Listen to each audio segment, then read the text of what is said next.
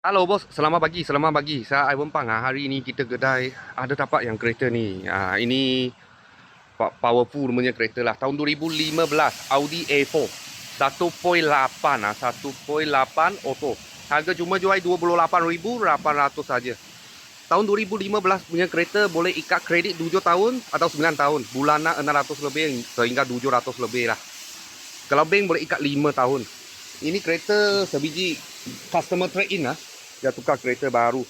Customer trade-in. Boleh tamat dalam. Stiker semua ada lah. Dia punya nombor semua ada. Kompresor ada tukar baru lah.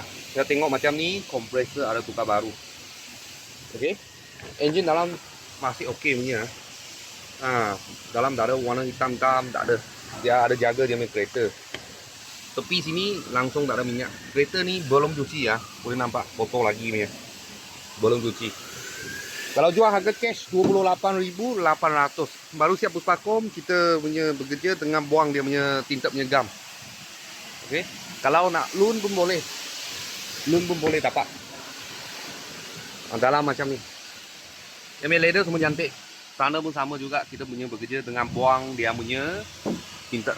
Beda sheet semua ada bagi you lah. Semua ada bagi you. Belakang macam ni. Pun cantik juga.